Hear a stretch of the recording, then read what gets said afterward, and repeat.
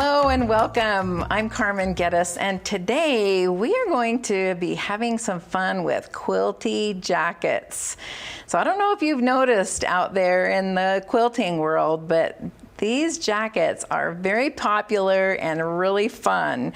So I brought a couple with me that the two jackets behind me are actually constructed with a regular jacket pattern where I've created the fabric using squares. On this one, just as an inset, quilted the fabric. I mean, this was a start to finish construction project of a full-on jacket. Doesn't that sound fun?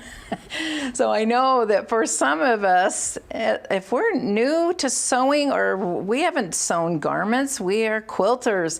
We want that fun quilted jacket, but we do not want to go buy a pattern and start from scratch. And so what we're going to talk about today is upscaling jackets that already exist.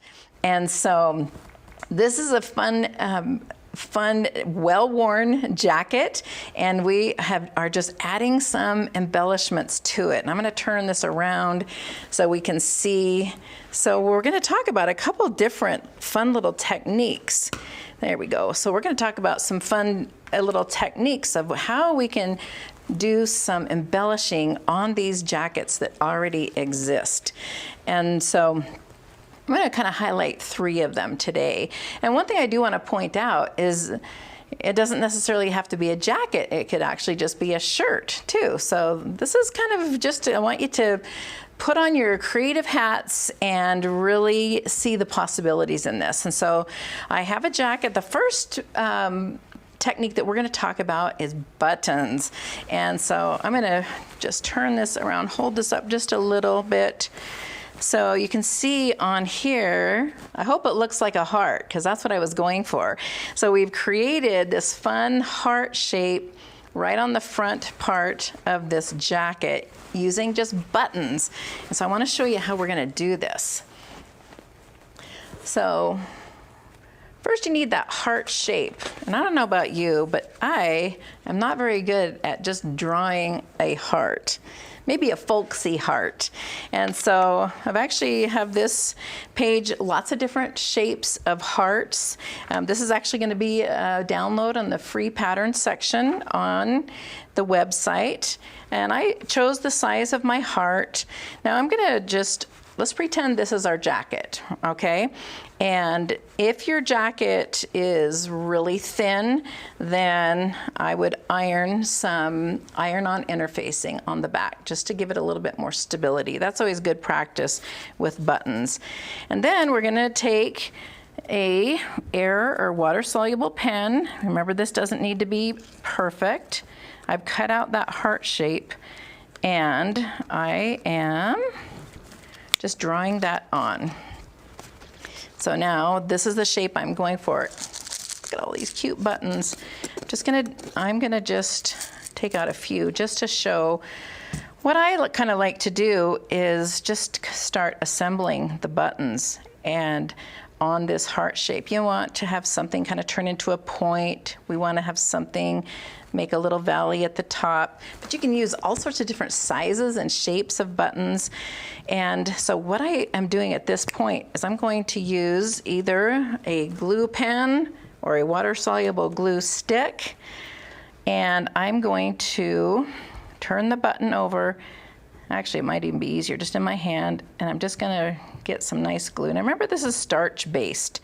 We're just gonna stick this on, and I actually really like to glue these all down before I start to sew. I would at least do a section, because if they're glued down, then if you change your mind, if you want to rearrange a little bit, you're just going to lift it up and re-glue it. So we're going to do this one button. I usually let these air dry for a few minutes, and then I'm going to show you how we're going to sew these buttons on with the sewing machine. Now you certainly can use needle and thread. That would be really fun. You could do these with lots of different types of threads, but I love to do anything I can by machine. So I'm going to show you how to sew buttons on with the sewing machine. Now I'm taking off the presser foot. Every sewing machine is a little bit different, but if your sewing machine has a zigzag stitch where the width can be adjusted, then you can do this. So you're going to choose your stitch that is your zigzag stitch. Now every button is going to have different size holes, and they're going to be a different width apart. And so I took the foot off the sewing machine. I've chosen my zigzag stitch, and then I am not going to push the foot pedal. So do not push the foot pedal. We're going to carefully, you might have to adjust this. So what's happening is what holds the presser foot, that piece is what's down on the button. So I'm carefully turning the hand wheel, and then I'm seeing that the zigzag I have chosen actually fits this button. If it does not, you're going to adjust the width of that stitch, right? So again, you could actually sew this button by just standing here and turning the hand wheel 10 or 12 times, and that is way faster than a needle and thread. You know, if you are brave, I do have my fingers a little bit close here. I've just done it. You can go really slow. I would turn your speed down so you can go slow, and then that button is totally secure and sewn on. So in my opinion, it's a little more secure than even hand sewing it, and bottom line is just way faster. And so that's how I like to sew all of these buttons down. And you can do these in any shape or size that you want to, and you could really have fun with all sorts of fun. Now, if it was a jacket this heavy, I don't think you're going to need to do the interfacing on the back. So sewing them, and I did change the threads on some of my buttons to some different colors, which was really fun. And so this is a really fun way to embellish, really fast and very simple. Okay, so the next one I want to show you is what we did on the back of the first sample that I showed. I'm going to show you one more time. So we've got just this cute piecing on the back of the jacket. And so this can be done lots of different ways. I wanted to do my own piecing because I want this to be really fun and scrappy. And obviously I was in a very pink mood when I was doing this project. So you can use leftover quilt blocks for this. You can actually just do your own piecing. I'm doing 1-inch finished squares, and so I'm going to be piecing this on this fusible foundation called Easy Piecing Grid. This is the 1-inch finished. It's kind of fun because we actually print this in 4 sizes, all the way down to 1/2-inch finished. So I'm using the 1-inch finished today. And the way that this works is, of course, the squares are going to all be cut out, and then in 1.5, that fusible side is up, and then you just get to lay these squares down. You know, one thing that's kind of fun to think about when we go scrappy, I like to say there is planned scrappy, and then there's just scrappy. Now, planned scrappy might be I'm staying in a color theme, right? I'm going to stay in this theme of color. Your plan might be, this is a holiday, so this is going to be holiday fabric. But true scrappy is where you are just laying these squares willy-nilly. And I'll tell you, I do tend to be kind of matchy-matchy. I think, oh, are these 2 pinks too close together? But I want to give you a little advice about scrappy. What I found out, at least for myself, is that if I just go ahead and grab a stack of pieces and I just start laying them down, and I don't second guess myself, you just start laying everything out, And then after I get a section laid down, oh, see, I just changed my mind where I was putting that, so I can't say I don't ever do that. But after I've laid some down, then you can step back, maybe even walk away for 5 minutes, and then come back and see if there's anything that you would actually change. Another really great piece of advice that I got was that when you have a section laid out, take a picture of it. Because if you want some extra contrast in your fabrics, then a picture is really going to show that to you a lot easier than just the naked eye. And so the way this foundation works is we're going to lay all the squares out. When all of them are where we want, we're going to give this a good pressing so that all these are nice and fused, and then we're going to fold on this fold line and sew the seams. And we're going to do that all the way through the panel both ways. And then this is what you're going to get, is this fun, scrappy piece. It's really nice and stable, which is what I really like too. So we've got this fun little scrappy piece. Now, one thing that I do want to point out that you can see from my finished piece is that the seams that are going this way were my first seam. After those were sewn, I actually clipped right along the seam allowance, and I flipped those seam allowances going in opposite direction.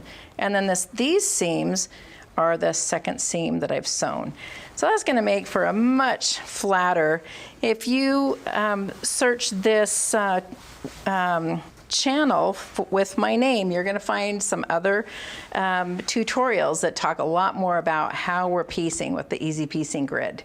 So now when it comes to putting this on our jacket, we want to spread this out, get it as flat as we can.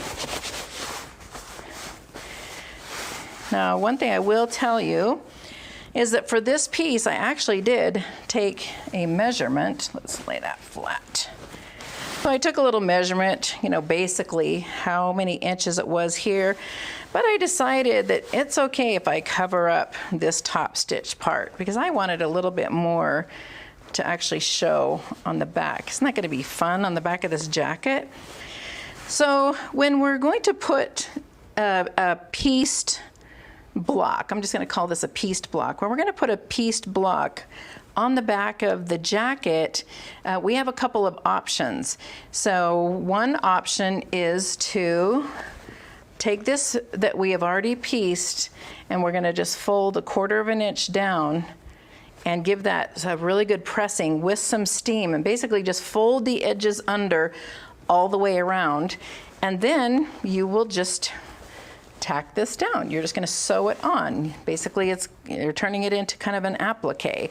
And so you can sew it on with a straight stitch, with a zigzag, with a blanket stitch, a lot of different ways that you can sew this on.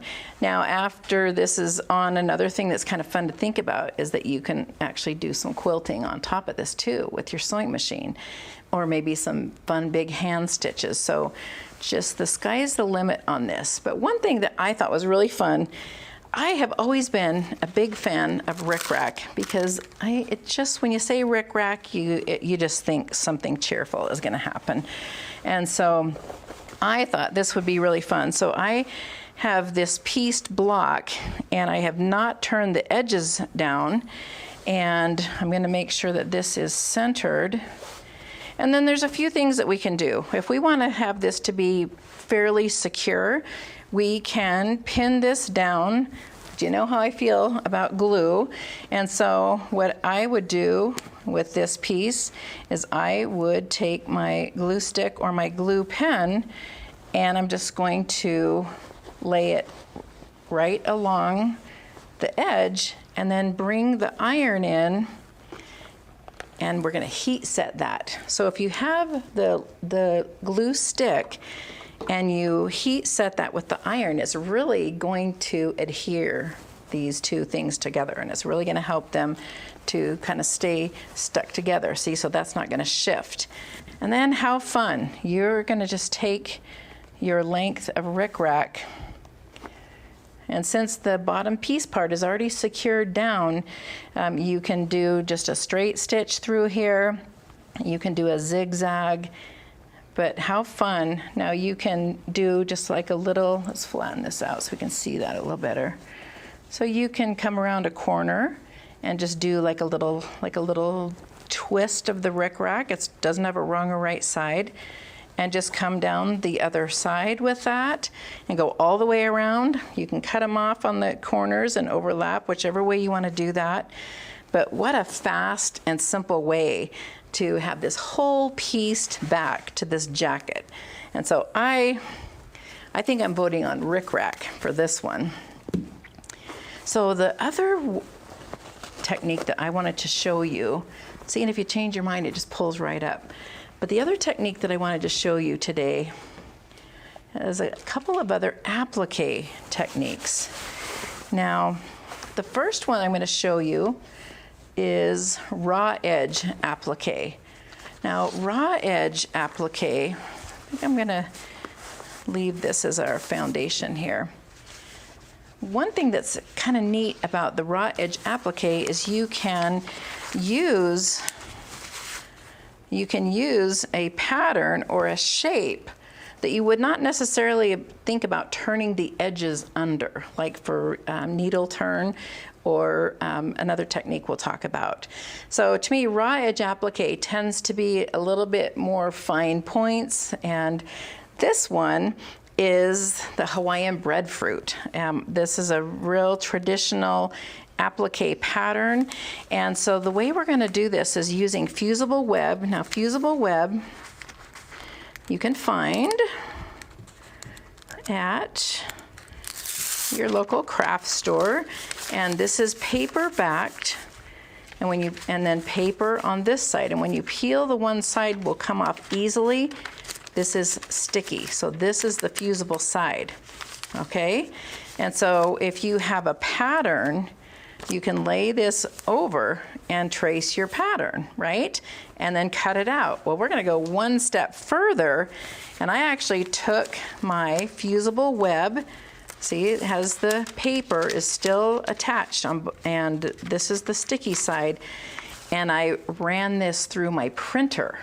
So I had the image of this applique, ran it through my print machine. So is it called a print machine? And so then it printed right on my fusible web on the paper side. Then I'm going to cut that out with some nice sharp scissors, and this is what you get. So I want to show you, I'm going to need to move the jacket for this little part. I did want to show you how, because this fabric is just so fabulous. So I've run my fusible web through the printer, and there's instructions on the packages for how to do this. And then the paper side that comes off easily, I'm taking that off. And then the sticky side, I'm going to say, ooh, see, I'm in a pink mood. I'm going to come down here more towards the pinks.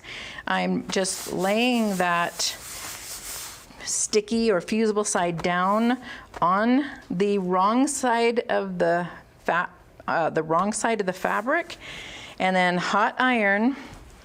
And we're going to, again, I mean, it's okay if you kind of glide this around, but you just kind of want to make sure you're getting all the parts fused very well with like a nice hot iron. And then you're just going to leave this alone for a few minutes, and then you're going to cut right along the edge, right along the line of your applique, and then this is what you're going to get. So now you're going to bring our jacket back here. And of course, this can be any kind of applique. This can be, sky is the limit. So many fun applique patterns. But again, I want to make sure this is all nice and flat. So then you're going to come to your applique. This fusible web, the paper side had a grid printed on it, but that doesn't matter. That's just the one that I had. So you see how easily this just peels right off? You definitely want to let that cool off first. And then we get to play with the placement. Do I want this to be right in the middle? Do I like it this way? Definitely need to center it. Let's turn it this way, see how we like it with those bigger leaf parts going up and down. Oh, I might think I kind of like that way a little bit better. Now you could lay down some placement lines using a ruler, or you can eyeball it. But what's fun about this type of product, because it's tacky, you can lift it up and replace it again until you iron it. So once this is where you want it and how you want it, then you're going to bring the iron to it, and you don't want to iron, you're going to just press this down, and then it's I would call this semi-permanent. You definitely want to sew the edges. One thing that's nice about raw edge applique is you can do just a single line of straight stitching, or you can do a zigzag, again, blanket stitch. You just want to secure those edges down, but I mean, that is like a 15-minute, and you've got this beautiful applique back of the jacket. And so lots of fun, quick, and I think, don't you think that this would be a pretty quilt? This pattern for this will be in the free pattern section on the Riley Blake website, and so that will be a free download for you. Now, one other applique which I love is the applique technique, where you are using the iron-on interfacing. Now this, again, this technique is on several videos on this channel, and so this is Chrissy's beautiful block that she shared, and isn't that so fun? So iron-on interfacing has been sewn all around the edges, turned inside out, so now this becomes an applique. So again, I would put the glue around the edge of that and make sure that your placement is where you want it to be. Heat set that with a nice hot iron. That's going to hold your applique just in place, and then you're going to sew this down using whichever stitch you want. You can hand stitch, blanket stitch, a little zigzag, lots of different techniques. But I just think that is so fun to know that you can come up with something very fun, very original. So the last thing that I really want to show you is some quick little embellishments that are just going to add that little special touch. So I don't know if you've noticed over on this sample, do you see how we have one of these darling little charms hanging from the front of the jacket? Now the charm actually has a nice little hook on it, but the big metal buttons were just a little bit too big. They're just a little bit too big. So you see that I have sewn on my own little button, but look what you can do. You can switch out these charms for different seasons, different holidays. I just thought I have a whole new reason to use these charms, because before I put them on bags or I put them on something, but to get to wear them and everybody gets to see them. Now the other thing I wanted to tell you about a quick little embellishment is coming back to the rickrack, because what a fun little addition to just along the front of a jacket. It could be something going around the cuff, this back section of the jacket, this yoke part right here. Sometimes our hair covers it up, but if you've got your hair up or you've got a cute short haircut, you can just do all sorts of really fun things. Anyway, just tons of fun different colors. But I love just if you think of a little added extra lace and a little trim, but then in an afternoon you can have your own custom made darling quilty jacket to be the cutest one at the quilt show. So I hope this gives you some fun ideas and opens up your creativity for how you can upscale and do your own DIY quilted jacket.